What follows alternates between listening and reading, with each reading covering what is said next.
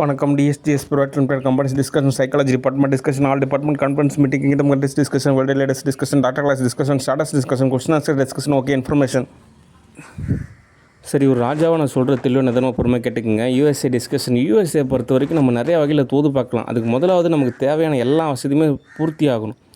அதுக்கப்புறம் தான் நம்ம தோது பார்க்கறதுன்றது தோதாகும். அதனால் யூஎஸ்ஏ பொறுத்த வரைக்கும் நான் எல்லா விஷயத்தையும் தோது அமைச்சதுக்கப்புறம் நான் உங்களுக்கு கூப்பிட்றேன். ஓகே, சரி. அடுத்த தகவல், ரஷ்யாவை பொறுத்த வரைக்கும் மூவிஸ் எல்லாம் நிறையா புக் பண்ண சொல்கிறாங்க. ஓகே, நல்ல விஷயந்தான். ஆனாலும் அதுக்கு நமக்கு ஒரு சூழ்நிலை தேவை. அந்த சூழ்நிலை அமையணும். அப்போ தான் தோது பார்க்குறதுக்கு தோதாக இருக்கும். ஓகே, சரி. அடுத்த தகவல், தமிழ்நாடு தி ஆஃபீஸ் டிஸ்கஷன். யதார்த்த ரீதியாக பார்த்தீங்க அப்படின்னா, உளவியல் ரீதியாகவே ஒவ்வொரு விஷயத்தையும் நம்ம தீர்வு காண்றப்ப தான் ஒரு நிரந்தர தீர்வு கிடைக்கும். ஓகே, அந்த வகையில் ஆக்டர் விஜய் தற்போது முதலமைச்சர். உங்களுக்கு புரிகிற பாணியில் தான் நான் சொல்கிறேன். ஒவ்வொருத்தருக்கும் ஒரு விதமான ஒரு பதம் இருக்கும். அதனால தான் நான் உங்களை சொல்கிறேனே தவிர இதில் உயர்வு தாழ்வு மட்டுப்படுத்துறது உயர்த்தப்படுறது அப்படிலாம் கிடையாது. உங்களுக்கு புரிகிற மாதிரி சொன்னால் மட்டும்தான் புரியும். ஓகே, அதனால் ஒரு டைரெக்டாக நான் சொல்கிறது தெளிவான தானே பொறுமை கேட்டுக்குங்க. யதார்த்த ரீதியாக என்னுடைய நிலையானது எப்படி இருக்குது அப்படின்னா, காசு கிடைக்குதோ இல்லையோ, அதாவது அப்ரா கண்டிஷனில் தான் நான் தோது பார்க்கணும் அப்படின்ற மாதிரி நிலை. எதனால் அப்படி இருக்குது அப்படின்னா, ஒரு விதமான நிகழ்வு வந்துட்டு சமுதாய வாழ்விலே இருக்குது. ஓகே, எப்படி நான் உங்களுக்கு சொல்லி புரிய வைக்கிறேன் பாருங்கள். ஒருத்தர் ஸ்கூல் போயிட்டுருக்காங்க.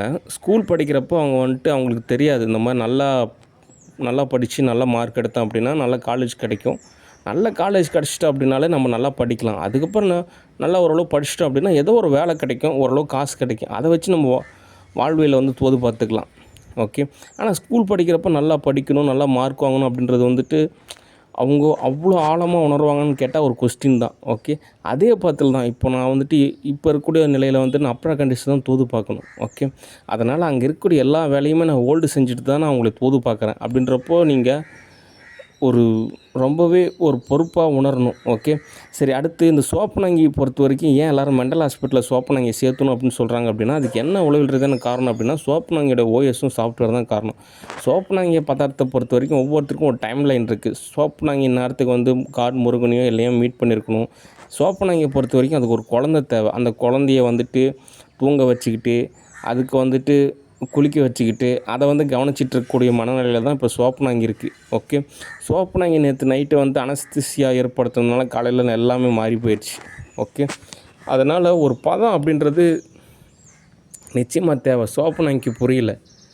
ஓகே, அதனால் சோப்பனாங்கியை பொறுத்த வரைக்கும் அதோட ஓஎஸில் அதோட சாஃப்ட்வேரில் என்கிட்ட காசு இருக்குது, என்னை யார் எதுவும் கேட்க போகிறதில்ல, நான் கல்யாணம் பண்ணிட்டு வந்துட்டேன், அவர் என் ஸ்கூல் ஃப்ரெண்டு தான், அவர் இருந்தாலும் என்கிட்ட எதுவும் சொல்ல மாட்டார், எனக்கு ஸ்டோர் இருக்குது, ட்ரெஸ் இருக்குது, வாஷிங் மிஷினில் எல்லாம் துவைச்சி கொடுத்துருவாங்க, எனக்கு எந்த வேலையுமே இல்லை, நான் உட்காந்துட்டு இருக்கிறது தான் எனக்கு வேலை.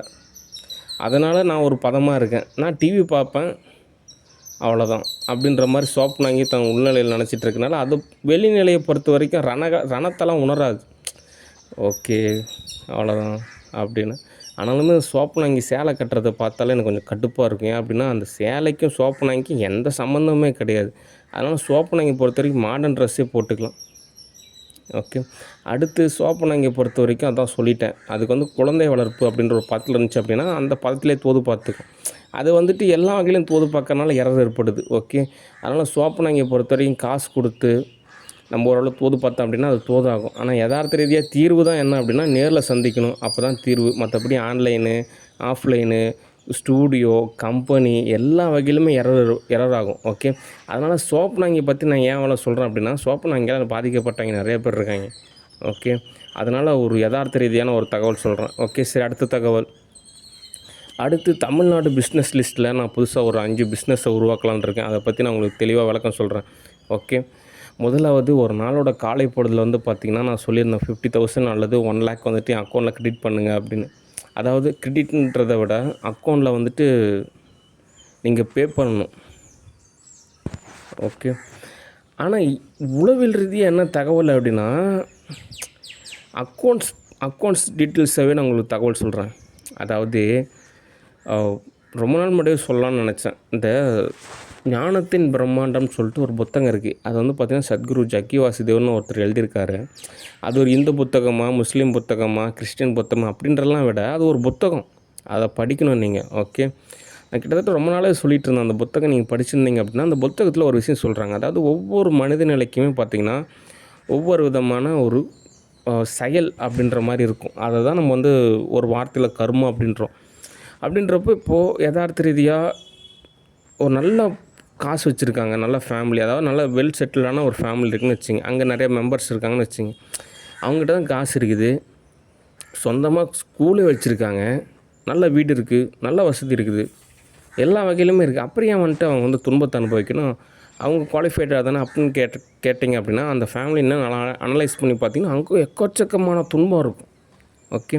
அப்போ பொதுவா துன்பம் அப்படின்றது ஒரு பொதுநிலையாதான ஒரு விஷயமா தான் இருக்குது. அவங்க பணக்காரங்களோ, ஏழைங்களோ, மொத்தத்தில மனிதன் அப்படின்றப்போ எல்லாருமே ஒரு சமம் தான் அப்படின்ற மாரியான ஒரு கான்செப்ட் இருக்குது. ஓகே. அப்போ ஒவ்வொருத்தருக்கும் ஒவ்வொரு கர்மா இருக்கும். அத வந்துட்டு சால்வ் பண்ணணும். பேலன்ஸ் பண்ணணும். ஓகே. அதனால இந்த ஆசிரமத்தில பொறுத்தவரைக்கும் பிரம்மச்சாரீஸ்க்குலாம் என்ன பண்ணுவாங்கன்னா, ரொம்ப ஹார்ட் ஒர்க் குடுப்பாங்க. 18 மணி நேரம் ஒரு நாளைக்கு வேலை செய்யணும் அப்படிம்பாங்க. இப்படியே ஒரு 10 வருஷம் வேலை செஞ்சான் அப்படின்னா, அவங்களுக்கு உணர்நிலை ஒரு சமநிலை ஏற்படும். அதுக்கப்புறம் தியானம் செய்வாங்க. அதுக்கப்புறம் வந்துட்டு பார்த்திங்கன்னா, ஒரு படிநிலை ஏற்படும் அப்படின்ற மாரி ஒரு கான்செப்ட் இருக்குது. ஆனா அது என்ன அப்படி கான்செப்ட்டில என்ன மிஸ்டேக் ஏற்பட்டுருச்சு அப்படின்னா, சத்குரு ஜக்கி வாசுதேவ் பொறுத்தவரைக்கும் ஒரு நல்ல ஒரு ஞானின்னே சொல்லலாம். ஆனா என்ன ஒரு பதார்த்தம் அவரே சொல்லிட்டாருங்க பாருங்க. நான் தியானலிங்கம் கோயில் கட்ட தான் வந்தேன். அந்த கோவில் கட்டிட்டேன். என் வேலை முடிஞ்சுது. என்னை விட்டுருங்க அப்படின்னாரு. ஆனா அவங்க இருந்தவங்க என்ன பண்ணிட்டாங்க, இல்லைங்க நீங்க என்ன கிளாஸ் எடுங்க, அத பாருங்க, இத தோது பாருங்க அப்படின்னு சொல்லிட்டு அவர தோது பார்க்க வச்சாங்க. அவரு எல்லாத்தையும் தோது பார்த்தாரு. ஆனா என்ன பண்ணிட்டாரு, தியானலிங்கத்தையும், லிங்க பைரவரையும் ஒரே இடத்துலயே அமைச்சிட்டாப்படி. பக்கத்துலயே அமைச்சிட்டாப்படி. அதே பக்கத்துல ஸ்கூலும் அமைச்சிட்டாப்படி. ஆனா அங்க என்ன கான்செப்ட்னா, ஈஷா ஆசிரமம் மட்டும் கிடையாது இது.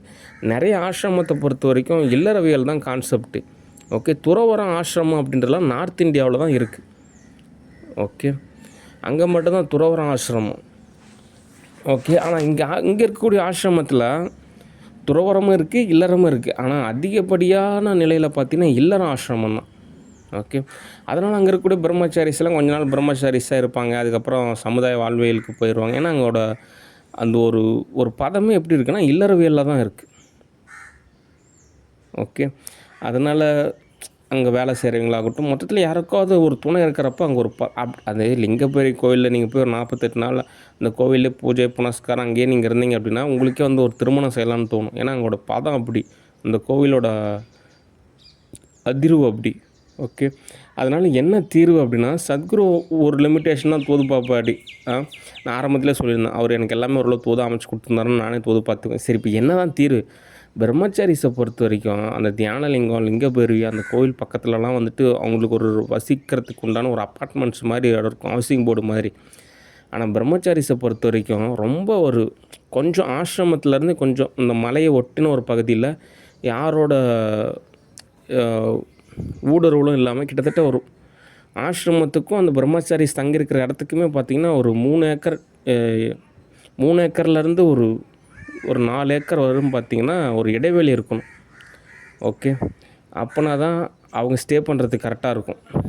ஓகே. அதனால பிரம்மச்சாரீஸ்க்கு வந்து ஆசிரமத்தில தங்கறதுக்கு உண்டான இடம் வந்து மாற்றப்படுது. ஏன்னா, அவங்க துறவறம் பாதையில போறாங்க. ஆனா இல்லற பாதையில போறவங்க இல்லற பாதையில பயணிக்கட்டும். ஓகே. அதனால குழப்பமானது சால்வ் ஆகும். சரி ஓகே. சரி அடுத்து இந்த ஞானத்தின் பிரம்மாண்டம் புத்தகம் வந்து பார்த்தீங்கன்னா, முதலமைச்சர் விஜய் அவர்களே நீங்க படிங்க. முழுசா படிங்க. அந்த புத்தகம் வாங்கி படிங்க. அதில அந்த கர்மா அப்படின்ற ஒரு விஷயம் இருக்கு. அதனால அந்த கர்மா அப்படின்றத நம்ம சால்வ் பண்ணணும். ஓகே. அந்த செயலை வந்து நம்ம சமநிலைப்படுத்தணும். ஓகே. அதனால நம்ம வந்துட்டு நிறைய ஆக்டிவிட்டீஸ் செய்யணும். ஓகே. சரி அந்த பத்தில தகவல் இருக்குது. ஆனா இதில சோப்பனாங்கி பொறுத்தவரைக்கும் அது இன்னொரு தகவல் சொல்லுது. என்ன அப்படின்னா, இந்த மாரி சோனலிக்கா 3 ஏக்கரு அப்படி நான் தான் ஆல்ரெடி சொல்லிட்டேன். சோப்பனாங்கிய பொறுத்தவரைக்கும் company, studio not allowed. Okay. ஒரு வேளை நேர்ல சந்திச்சு பேசிச்சு ஏதோ தோதாச்சுன்னா, மந்த்தான ஓரளவு தொகை கொடுக்கப்படும். அவ்வளோதான். ஏன் அப்படின்னா, அதாவது சோப்பனாங்கி நரகத்திலேருந்து யார் கூப்பிட்டா? அதான் நரகத்திலே இருந்திருக்கலாம். அதோட சௌகரியத்துக்கு இங்கே எல்லாமே தோதாக நினைக்கிறதுன்றது சிரமம். ஓகே. இதில என்ன ஒரு உளவியல் ரீதியான காரணம் 3 ஏக்கர்னா 3000 ஏக்கர் கூட உங்க ஹஸ்பண்ட் எழுதி வைப்பாப்படி. அவரு பெரிய பணக்காரரு. நீ அவர தோது பார்த்தீன்னு வச்சுக்க, உனக்கு இங்க மட்டும் இல்ல வெளிநாட்டிலே கூட சம்பாரிச்சு காசு தருவாப்படி. அப்படி அங்க தோது பார்க்காம இங்க வந்து தோது பார்த்துக்கிட்டு நம்மள இங்க புடிச்சு தோது ஏதோ ஒரு வகையில எரர்ப்படுத்துறதுன்றது சரி கிடையாது. ஓகே. அதனால சரியான பாத்துல புரிஞ்சுக்கணும். ஓகே. சரி அடுத்து தமிழ்நாடு தி ஆஃபீஸை பொறுத்தவரைக்கும் என்ன தகவல் அப்படின்னா, வாழை இலை வாழை இலை பிஸ்னஸ். தமிழ்நாட்டுக்குன்னே சொந்தமாக ஒரு நிலம் வாங்கி அதில் வந்துட்டு வாழை இலையை வந்து பிஸ்னஸ் செய்யணும். நல்ல காசு வெளிநாட்டுக்கு அனுப்பலாம், ஹோட்டல்ஸ்லாம் அனுப்பலாம். வாழை இலையில தான் சாப்பிட்ணும். அதில் நிறைய நல்லதும் இருக்குது. அப்படி தான் சிஸ்டத்தை உருவாக்கலான்னு இருக்கேன். அதாவது அகநிலை அப்படின்னு ஒன்று இருக்குது. புறநிலையில் நம்ம எவ்வளோ தான் மாற்றத்தை ஏற்படுத்தினாலும் எல்லாமே அகநிலையில் பொறுத்து தான் புறநிலையே. ஓகே. அதனால் ஒரு நிலையில் வந்துட்டு திடீர்னு நீங்கள் தான் ராஜா, நீங்களே தோது பார்த்தீங்க, அப்போ போய் அவசரமாக எல்லாத்தையும் தோது பார்க்குறதுக்கு இப்போயே நம்ம எல்லாத்தையும் தோது பார்த்தோம் வச்சு அப்படின்னா எல்லாமே ஒரு சமநிலை ஏற்படுறப்போ டக்குன்னு எல்லாமே ஓரளவு தோது பார்க்குற ஒரு நிலைமை இருக்கும். ஓகே. அதனால் வாழை இலை பிஸ்னஸ், வாழை இலை பிஸ்னஸ். ஓகே. அடுத்து இந்த கேரளாவெலாம் பார்த்திங்கன்னா கல்லுக்கடை இருக்கும். ஏன்னா இந்த பனைமரம் அப்படின்றதே தமிழ்நாட்டோட ஒரு சிறப்புன்னு தான் சொன்னாங்க. ஓகே. தமிழ்நாடுனாலே ஒரு பனைமரம் அப்படின்னு தான் சொன்னாங்க. இதெல்லாம் நிறையா மெடிக்கல் ரிசர்ச்சில் என்ன சொல்கிறாங்க அப்படின்னா நிறைய நல்லது இருக்குதுன்னு சொல்கிறாங்க. மருத்துவ நிலையிலான தகவல் அப்படின்ற மாதிரி தமிழில் சொல்லலாம். நிறையா நல்ல விஷயம் இருக்குங்க அப்படின்றாங்க. அப்போ ஏங்க தடை சொன்னாங்க அப்படின்னா அவங்க ஏதோ ஒரு சூழ்நிலையில் அப்போ யாரோ இருந்தாங்க சொல்லிவிட்டாங்க. அதுக்கப்புறம் அதில் நிறைய எரர் ஏற்பட்டுருச்சு. அதை வந்துட்டு இப்போ சால்வ் பண்ணலாம். ஓகே. அதனால் ஒன்றும், அதாவது கவர்மெண்ட்டை பொறுத்த வரைக்கும் டாஸ்மார்க்கு சார்ந்து தான் கவர்மெண்ட் இயங்கும் அப்படின்னா அது பேர் கவர்மெண்ட்டே கிடையாது. அது ஒரு முறையே கிடையாது. ஓகே. அது இல்லாமல் அதெல்லாம் அதை நம்ம அவ்வளோவா வந்துட்டு மிகைப்படுத்தக்கூடாது. அது ஒரு சாதாரணமான ஒரு விஷயமா இருக்கணும். ஓகே. அது ஓவராக மிகைப்படுத்தி அதில் வந்துட்டு ஒரு மட்டம் தட்டுற மாதிரி இருக்குது. அதனால் அதோட பல மடங்கு சம்பாரிச்சிக்கலாம் வெவ்வேறு பிஸ்னஸில். ஓகே. அதனால் ஒரு முறையை வந்துட்டு ஏதோ வகையில் வந்துட்டு எரர் ஏற்படுத்தக்கூடாது. அனஸ்தீசியாவை போயிட்டு எதுக்கு இவ்வளோ காம்ப்ளிகேட் பண்ணிகிட்ருக்கீங்க அப்படின்ற ஒரு கொஸ்டினாக இருக்குது. அதனால் கள்ளுக்கடை தமிழ்நாடு சார்பாகவே இயங்குறப்போ ஓரளவு நல்ல உயர்தரமான பதத்தில் வந்துட்டு இயங்குறப்போ நிறையா பேருக்கு ஆரோக்கியமானது பாதுகாக்கப்படும். ஓகே. அதில் நிறையா பனை மரமெல்லாம் வளர்த்துறப்போ அதில் வந்துட்டு நிறையா நன்மையும் இருக்குது. அதில் கிடைக்கக்கூடிய பொருளெல்லாம் வந்துட்டு பார்த்திங்கன்னா அந்த கோஆப்டெக்ஸ் அதில் வந்துட்டு பார்த்திங்கன்னா கைவினை பொருட்கள்னு சொல்லிட்டு ஒரு பொருளை தயாரிக்கலாம். நிறைய பொருள் ஏற்றுமதி அனுப்பலாம். உருப்பட்ட காசு இருக்குது பனை மரத்தில். அதே மாதிரி தான் தென்னை மரத்துலேயுமே பனைந்தெழுவு, தென்னந்தெழுவு இது ரெண்டுமே வந்து கவர்மெண்ட்டே நடத்துகிறப்போ நிறையா விஷயம் சால்வ் ஆகும். கேரளாவுக்கு உண்டான ஒரு நல்ல ஒரு அகநிலையில் ஒரு பண்பு என்ன பார்த்திங்கன்னா அங்கே இருக்கக்கூடிய கள்ளுக்கடை தான். ஓகே.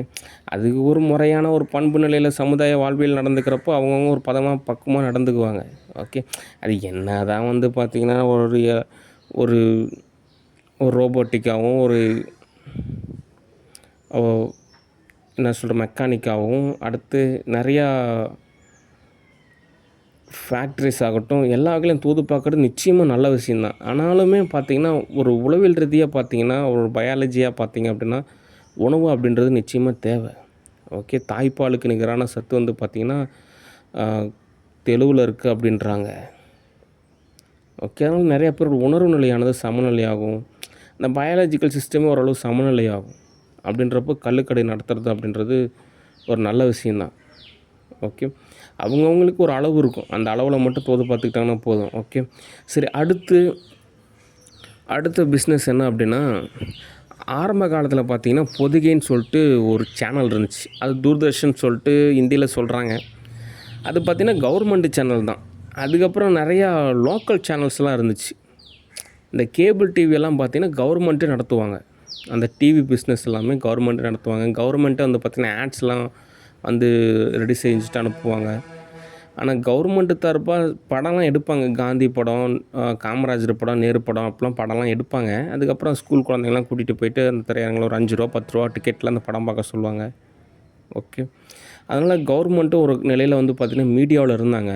அதுக்கப்புறம் நிறையா தனியார் சேனல் வரவும் கவர்மெண்ட்டில் வந்து மீடியா வந்துட்டு அவ்வளோ இன்வால்வ் பண்ணுற மாட்டேங்கிறாங்க. ஓகே. அடுத்து ஒரு கவர்மெண்ட்டை பொறுத்த வரைக்கும் அங்கே நிர்வகிக்கக்கூடிய நபர்களை பொறுத்த வரைக்கும் ஒரு உளவியல் ரீதியான ஒரு இணக்கம் இருக்கும். இப்போது ஒருத்தர் வந்து ஒரு நபர் வந்துட்டு கவர்மெண்ட்டை நிர்வகிக்கிறாரு. அவருக்கு நிறையா பிஸ்னஸ் இருக்குது அப்படின்றப்போ அவர் வந்துட்டு அதில் தனக்கு கிடைக்கக்கூடிய லாபத்தில் ஓரளவு ஒரு சதவீதத்தை வந்து பார்த்திங்கன்னா அவருக்கு வந்து கவர்மெண்ட்டுக்காக வழங்குவார். ஓகே. அந்த கான்செப்டில் நானும் சில பிஸ்னஸ்லாம் பொது பார்த்து வச்சுருக்கேன். அப்படின்றப்போ அந்த பிஸ்னஸ்லேருந்து ஒரு சில லாபம் கிடைக்கிறப்போ அந்த தொகையெல்லாம் நான் கவர்மெண்ட்டோட கஜனாவில் டொனேஷனாகவே வழங்கலான் இருக்கேன். ஓகே.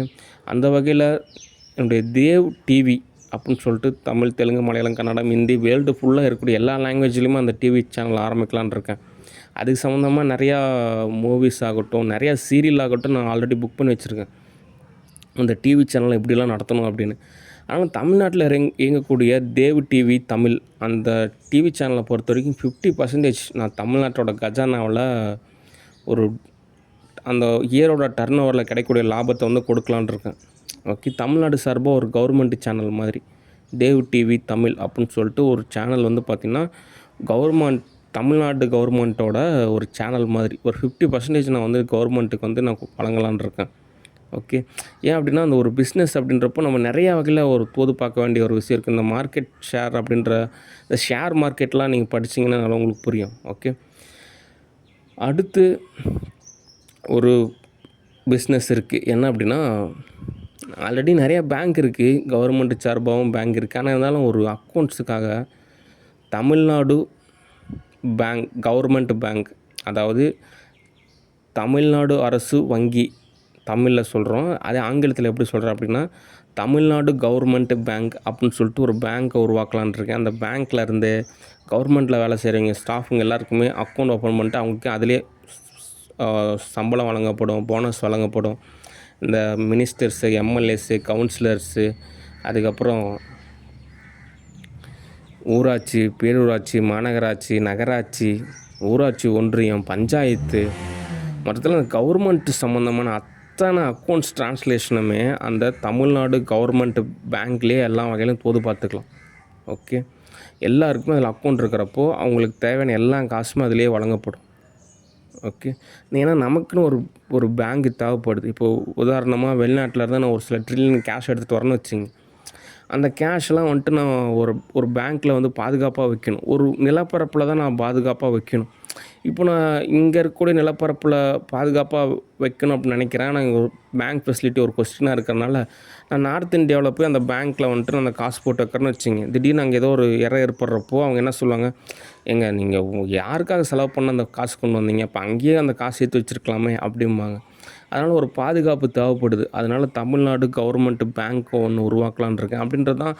அப்படின்றப்போ எலக்ட்ரானிக்ஸு அந்த எல்லா ஃபெசிலிட்டியுமே நமக்கு கிடைக்கும். எத்தனை ட்ரில்லியன், 30 ட்ரில்லியனா, அப்படியே கொஞ்சம் கொஞ்சமாக காசு சேர்த்து ஒரு 100 ட்ரில்லியனாக உருவாக்குறோமா அப்படின்றப்போ அந்த பேங்க்கை வந்து நம்ம ஒரு பாதுகாப்பாக பயன்படுத்திக்கலாம். கவர்மெண்ட்டு கஜானா அப்படின்ற மாதிரியான ஒரு பேங்க். மற்ற சில பேங்க்ஸ் எல்லாம் இருக்குது, அதில் நிறைய எரர் இருக்குது, நிறைய எம்ப்ளாயீஸு, நிறைய ஸ்டாஃப்ஸு, அதுக்கப்புறம் நிறையா குளறுபடி இருக்குது. அதனால் நமக்குன்னு ஒரு ப்ராப்பரான ஒரு பேங்க் வேணும். அதாவது நேர்த்தியான, பண்பான, ஒரு பதமான, சரியான தொழில்நுட்பத்தோட ஒரு சற்று நவீனமயமான ஒரு பதத்திலான ஒரு வங்கி தேவைப்படுது.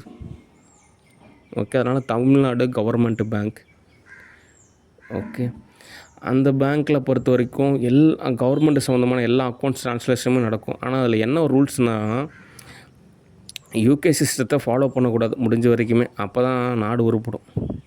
ஓகே, ஏன் அப்படின்னா அவங்க பதார்த்தத்தை பொறுத்த வரைக்கும் அது வந்து ஒரு லைக்ஸ்க்காக தான் அவங்க எல்லாம் தோது பார்ப்பாங்க. ஆனால் இங்கே வந்துட்டு பார்த்திங்கன்னா நிறையா படிநிலை இருக்குது. ஓகே, அதனால் அந்த பேங்க் நிர்வகிக்கிற நபர் ஒருத்தர் இருப்பார். அவர் ஒரு எலெக்ஷன் முறையில் சொல்கிறேன், ஒருத்தர் நிர்வகிக்கிறாரு, அடுத்த 5 வருஷத்துக்கு அப்புறம் இன்னொருத்தர் நிர்வகிக்கிறாருன்னு வச்சுங்க. அந்த நிர்வகிக்கக்கூடிய நபர் தான் முழு உரிமையுமே எடுக்கணும். ஏன்னா அடுத்த ஆட்சி மாறுறப்போ அந்த அக்கௌண்ட்டில் நடக்கக்கூடிய எல்லா விஷயத்தையும் அவங்க சொன்னாங்கன்னு வச்சுங்க, அதில் நிறையா ஊழல் இதுன்னு நிறையா விஷயம் இருக்கும். அதனால் ஒரு பொதுநிலையில் ஒருத்தர் தான் அந்த பேங்க்கை நிர்வகிக்கணும். அப்படின்றப்போ ஒரு நிறையா பதம் இருக்கும். அது இல்லாமல் நம்ம ஒரு தமிழ்நாடு கவர்மெண்ட் பேங்க் அப்படின்னு நம்ம நிர்வகிக்கிறதுனால அதில் நம்ம அது என்ன சொல்கிற வெள்ளை அறிக்கை அப்படிம்பாங்க. அந்த வகையில் நம்ம எல்லா வகையிலையும் தோது பார்த்துக்கலாம். அந்த பாருங்கள், வேளாண்மை துறைக்கு இவ்வளோ காசு கொடுத்துருக்கோம், போக்குவரத்து துறைக்கு இவ்வளோ காசு கொடுத்துருக்கோம், மின்சாரத்துறைக்கு இவ்வளோ காசு கொடுத்துருக்கோம், இவ்வளோ பேர் வேலை செய்கிறாங்க, இவ்வளோ சம்பளம் கொடுத்துருக்கோம், இவ்வளோ போனஸ் கொடுத்துருக்கோம், இவ்வளோ நலத்திட்டங்கள் உருவாக்குறோம் அப்படின்றது எல்லா விஷயமே வந்து பார்த்திங்கன்னா நமக்கும் ஒரு தெளிவாக புரியும். கஜானாவில் எவ்வளோ காசு சேருது, எவ்வளோ செலவாகுது, இதில் என்ன எதுக்காக இந்த பேங்க்கு அப்படின்னா வெளிநாட்டிலேருந்து நமக்கு ஃபண்டு கிடைக்கும். ஓகே, அதாவது அது அக்கௌண்ட்ஸ் தான். அது வந்துட்டு நம்ம சரி தவறு அப்படின்லாம் நம்ம யோசிக்கிறத விட யதார்த்த ரீதியாக அக்கௌண்ட்ஸ் படிச்சிருந்திங்கன்னா புரியும். இப்போ வந்துட்டு ஒரு நபருக்கு வந்து நம்ம காசு கொடுக்குறோம், அந்த நபருக்கு அந்த காசு கொடுத்துட்றோன்னு வச்சுங்க, பிரச்சனை சால்வ். அட்லீஸ்ட் ஒரு பாதி காசு கொடுக்குறோன்னா கூட ஏதோ ஓரளவு சால்வ். ஆனால் வந்துட்டு முழு காசையுமே கொடுக்கலன்னு வச்சுங்க, அதுதான் துன்பமான ஒரு நிலை ஏற்படும். அதுக்கப்புறம் காசு கிடைக்குமான்னு கேட்டால் கூட ஒரு கொஸ்டின் தான். நிறையா பேர் வந்துட்டு எனக்கு நிறையா காசு கொடுத்தாங்க, அந்த காசு எதுவுமே என்கிட்ட வரல. ஓகே, அவங்கவுங்க லவட்டிட்டு போயிட்டாங்க. அதுக்கப்புறம் இப்போ திரும்ப காசு கேட்டால் யாரும் தரமாட்டேங்கிறாங்க. எந்த அப்ராட் கண்ட்ரிஸுமே காசு தரத்தை யோசிக்கிறாங்க. ஏன்னா அவங்க காசு கொடுத்தாலும் அந்த காசு எனக்கு கிடைக்காது அப்படின்றது அவங்களுக்கு நல்லாவே புரிஞ்சு போச்சு. அதனால் யாரும் காசு தர மாட்டேங்கிறாங்க. அதனால் என்ன ஆகும், கடன் தான் வாங்கி பிழைக்க வேண்டிய நிலமை இருக்கும். ஓகே, அதனால் ஒரு சரியான ஒரு சர்வர் சிஸ்டத்தோட ஒரு பேங்க் அமைக்கிறப்போ நமக்கு ஊருப்பட்ட ஃபண்டு கிடைக்கும். அந்த ஃபண்டில் நான் ஓரளவு எல்லாமே தோது பார்த்துக்குவேன். ஓகே, ஒருவேளை நான் சொல்லக்கூடிய தகவல் எதுவுமே எனக்கு எல்லாமே ஓரளவு கேட்டுட்டு கடைசியில் அண்ணனுக்கு ஒரு ஊத்தாப்புன்னு சொல்லிட்டா கூட, நான் இப்போ நான் சொல்லக்கூடிய தகவல் எல்லாமே நான் வெவ்வேறு கிங்டம் கண்ட்ரிஸ்லாம் வந்துட்டு தோது பார்த்துக்குவேன். ஓகே, இப்போ தமிழ்நாடு கவர்மெண்ட் பேங்க்கா, அதே மாதிரி கேரளா கவர்மெண்ட் பேங்க்குன்னு ஒரு பேங்க் ஆரம்பித்து நான் ஓரளவு தோது பார்த்துக்குவேன். அதே மாதிரி ஒவ்வொரு நாடும் எனக்கு தோதா இருக்கக்கூடிய நாடுகள்லாம் நான் ஓரளவு தோது பார்த்துக்குவேன். ஓகே, அடுத்து அட்லஸ் நெட்வொர்க்குன்னு சொல்லிட்டு ஒரு செக்யூரிட்டி ஏஜென்சி ஆரம்பிச்சிருந்தேன். அது வேர்ல்டு ஃபுல்லாக அந்த நிறுவனத்தை நான் செயல்படுத்த போகிறேன். ஓகே, ஆனாலும் தமிழ்நாட்டு நிலப்பரப்பில் அட்லஸ் நெட்வொர்க்கை பொறுத்த வரைக்கும் ஒரு தனியார் நிறுவனம் தான், என்னுடைய நிறுவனம் தான். அந்த நிறுவனத்துலேருந்து ஒரு 30% நான் கவர்மெண்ட்டுக்கு வந்துட்டு வழங்கலான் இருக்கேன். ஓகே, அந்த இயரோட டர்ன்ஓவரில் அது பிஸ்னஸ் அப்படின்றத விட ஒரு பாதுகாப்பு, நிறைய பேருக்கு வந்து ஒரு வேலை கிடைக்கும்.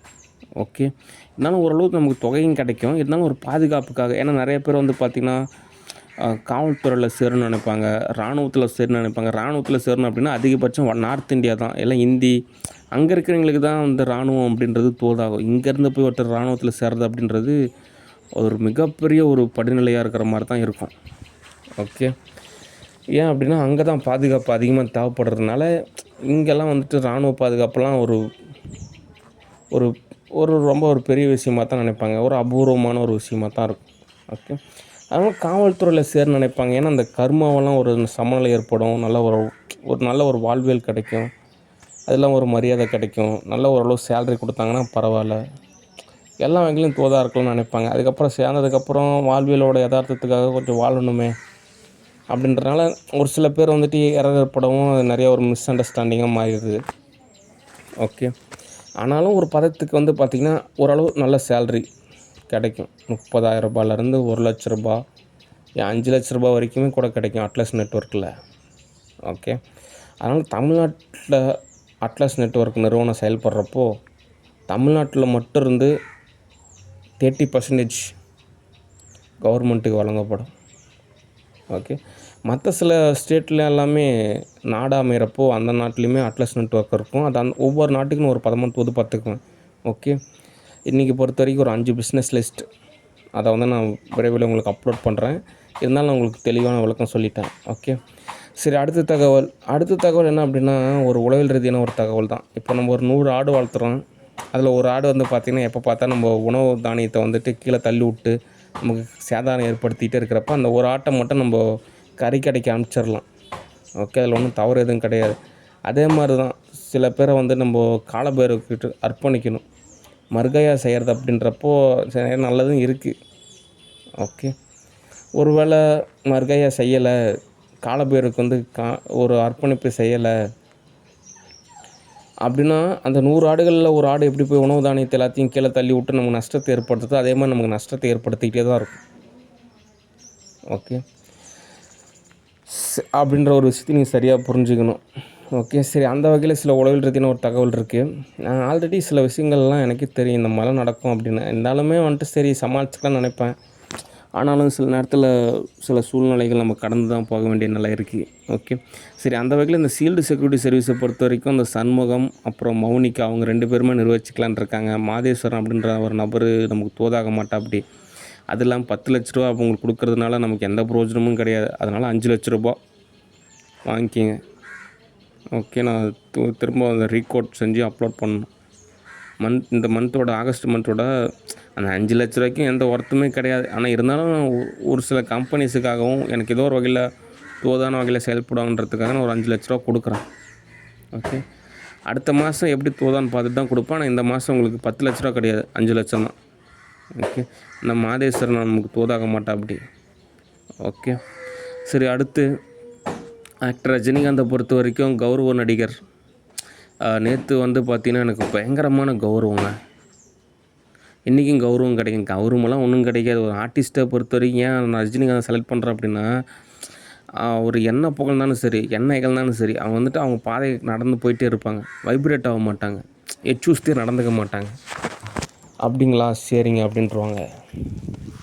ரியாலிட்டியாக ஒரு ஸ்டண்டில் வந்துட்டு ஒரு ஆள் போயிட்டு அவருக்கு இருக்கக்கூடிய வயசுக்கு ஒரு 100 அட்லீஸ்ட் ஒரு 10 பேர் அடிப்பாரான்றதே மிகப்பெரிய ஒரு கொஸ்டின் தான் ரியாலிட்டியாக. சும்மா சினிமாவுக்காக ஒரு ஸ்டண்டுக்காக ஒரு பிஜிஎம் போட்டுவிட்டு அவர் அடிக்கிற மாதிரி படம் எடுக்கிறோம். ஓகே. அப்படியே படம் எடுத்துட்டாலும் ரியாலிட்டியாக வர்றப்போ காசு சம்பளம் வாங்குறாங்களா, கம்முன்னு போயிடுவாங்க. அனாவசியமாக நான் திரைப்படத்தில் நடித்தேன், நான் ஒரு பெரிய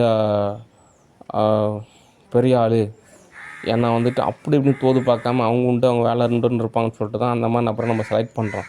ஆனால் இப்போ சமீபமாக ஒரு சூஸ்தே நடந்துக்கிறாங்க.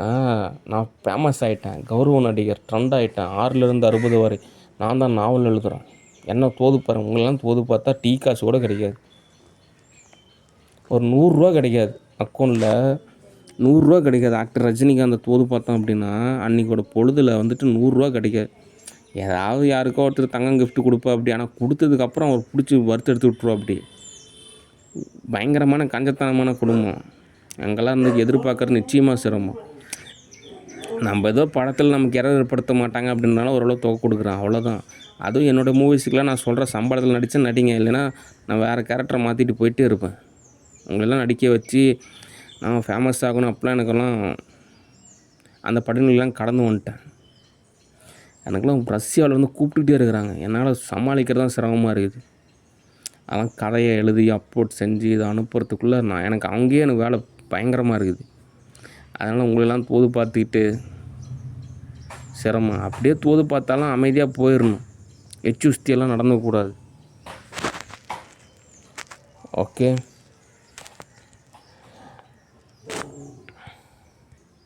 ஏன் அப்படின்னா ரியாலிட்டி அப்படின்றது வேறு, சினிமா அப்படின்றது வேறு. ஓகே. அடுத்து ஆக்டர் சூரி டிஸ்கஷன். ஆக்டர் சூரியை பொறுத்த வரைக்கும் அதாவது ஒவ்வொருத்தரும் ஒரு பதம் இருக்காங்க, அந்த பதத்தில் தான் நம்ம ஓரளவு தோது பார்க்கணும். அப்படின்றப்போ நம்ம தோது பார்க்குறப்போ அவங்களுக்கு ஒரு இரிட்டேட்டிங் இருக்கும். என்னங்க கேரவனில் ஏசி ரூமில் அப்படியே செல்லம் கொஞ்சிக்கிட்டு அப்படி இருந்தாங்க ஒரு ஹீரோ. அது கரெக்டு தான், அப்படி தான் ஹீரோனா இருப்பாங்க. ஊருப்பட்டன் செல்லம். அவங்களாம் அவங்களுக்கெல்லாம் 100 படம் நடிக்கிறான்னு வச்சேன், 100 படமே அவங்க நடிக்கிறது சரியில்லை. அதை வந்துட்டு அவங்களுக்கே அது சொல்லக்கூடாது. அவங்க பண்ணுறது அவங்களுக்கே ஒரு வளையத்தை ஏற்படுத்தி அவங்கள அப்படியே அவங்க சொகுசுலேயே வச்சுருந்தா தான் அவங்க வந்துட்டு அவங்க மனசு வந்து குளிருவாங்க. கொஞ்சம் வளைஞ்சு நெளிஞ்சு பாலா படம் மாதிரி கொஞ்சம் நடிங்க அப்படின்னா அவங்களுக்கு வந்து இரிட்டேட் ஆகிரும். நல்ல ஒரு கிளப்பு சாங் வைக்கிறீங்களா, அந்த மாதிரி தான் எதிர்பார்க்குற மாதிரி ஒரு நிலையெல்லாம் இருந்துச்சு. ஆனால் அப்படிலாம் கிடையாது. சில நேரத்தில் சில பதத்தில் உருவாக்குறப்போ அப்படி தான் இருக்கும். ஓகே. ஆனாலும் தமிழ் சினிமா அவங்களுக்கு ஆப்பர்ச்சுனிட்டி கிடைக்குமா, அவங்களுக்கு தோது பார்க்க முடியுமா அப்படிலாம் கொஞ்சம் சிரமமாக இருந்தாலும் ரஷ்யாவில் பொறுத்த வரைக்கும் நான் ஒரு 300 படத்தில் அவங்கள நடிக்கிறதுக்கு உண்டான சான்சஸ் தரேன். ஓகே. ரஷ்யா ஸ்டூடியோவில் நீங்கள் நடிக்கலாம், 300 படம் நடிக்கலாம். ஓகே. ஆனால் மற்ற ஸ்டூடியோவில் உங்களை தோது பார்க்குறது சிரமமாக இருக்குது. ஏன்னா அதில் நிறையா விஷயம் இருக்குது. ஆனாலும் ஒரு கதை யோசிச்சு வச்சுருக்கேன், அதெல்லாம் கிராமத்து கதை மாதிரி இருக்குது. இந்த முத்துக்கு முத்தாக, அதுக்கப்புறம் மாயாண்டி குடும்பத்தார், இந்த மாதிரி கிராமத்தில் ஒரு சம்மந்தமான ஒரு மூவிஸ் தான் உங்களுக்கு தோதாகுது. அதனால் கொஞ்சம் பதமாக தான் தோது பார்க்கணும். ஆனாலும் ரஷ்யா ஸ்டூடியோவில் உங்களுக்கு ஆப்பர்ச்சுனிட்டி வழங்கப்படுது. அது ஒவ்வொரு ஆர்டிஸ்ட்டுக்குமே வெறுப்பு அப்படிலாம் கிடையாது. அதுக்கும் ஒரு ஃபார்முலா இருக்குது சினிமா இண்டஸ்ட்ரிக்குன்னு. அந்த ஃபார்முலாவில் தோதாகிறப்போ அவங்க நடிக்கலாம், அவ்வளோதான். என்ன அப்படியே ஒன்றும் பல லட்சம் கோடி பல ட்ரில்லியன் சம்பாரிச்சுன்னு கோட்டவாக கட்ட போகிறாங்க அப்படி ஒன்றும் கிடையாது. ஏதோ சம்பாதிப்பாங்க, ஏதோ ஒன்று நிலம் வாங்குவாங்க, வீடு வாங்குவாங்க, கார் வாங்குவாங்க, ஏதோ ஒரு தொழில் நடத்துவாங்க, அவ்வளோதான். இப்போ இவங்க நடிக்க வைக்கிறதுனால எனக்கும் அப்படியே பல ட்ரில்லியன் காசாக கிடைக்க போகுது அப்படியும் கிடையாது. ஏதோ ஓரளவு தொகை கிடைக்கும், அவ்வளோதான். அதனால் வெறுப்பெல்லாம் கிடையாது, ஒரு ஃபார்முலா இருக்குது. அந்த ஃபார்முலா படி தான் நம்ம தோது பார்க்கணும். ஓகே. அதனால் உங்களுக்கு லாஸ்ட் ஸ்டூடியோவில் கொஞ்சம் ரிஸ்க்காக இருக்குது. ஏன் அப்படின்னா அதுக்கெல்லாம் நீங்கள் ரூல்ஸ் அண்ட் ரெகுலேஷனை ஃபாலோ பண்ணணும், நேரில் சந்திக்கணும், டெபாசிட் ரெசிப்ட் காசு கொடுக்கணும், நம்ம 2 பேரும் பேசணும், பழகணும், ஒரு இடத்துல எங்கேயாவது போய் ஒரு வாரமாக ஸ்டே பண்ணணும், அதுக்கப்புறம் கேரக்டர் ஸ்கெச்சஸ்லாம் எழுதணும். நிறையா ரூல்ஸ் அண்ட் ரெகுலேஷனை ஃபாலோ பண்ணால் தான் மேட்ச் ஆகும். ஆனால் நீங்கள் இப்போ இருக்கக்கூடிய சூழ்நிலையில் அதெல்லாம் தோதாகுமா? அதாவது இந்த அது இது எது அப்படின்றது விஜய் டிவியில் ஒரு ஷோ, சிவகார்த்திகேயன் நடித்தாப்படி. ஓகே, ஏன்னா நம்ம பேசுகிறப்போ இந்த விஜய் டிவி, இந்த சோப்பனாங்கி இவங்கெல்லாம் கொஞ்சம் மிங்கல் ஆகுறாங்க. அதனால் அப்படி தான் இருக்கும். அதனால் நம்ம அப்பப்போ கொஞ்சம் கரெக்டாக பேசணும். ஓகே, அதனால் ரஷ்யா ஸ்டுடியோவில் உங்களுக்கு ஆப்பர்ச்சுனிட்டி நான் கொடுக்குறேங்க. லாஸ்ட் ஸ்டுடியோவில் நீங்கள் ரூல்ஸ் அண்ட் ரெகுலேஷனை ஃபாலோ பண்ணால் தான் தோதாகுங்க. ஓகே, மற்றபடி என் மேலாம் எதுவும் கோவப்படாதீங்க.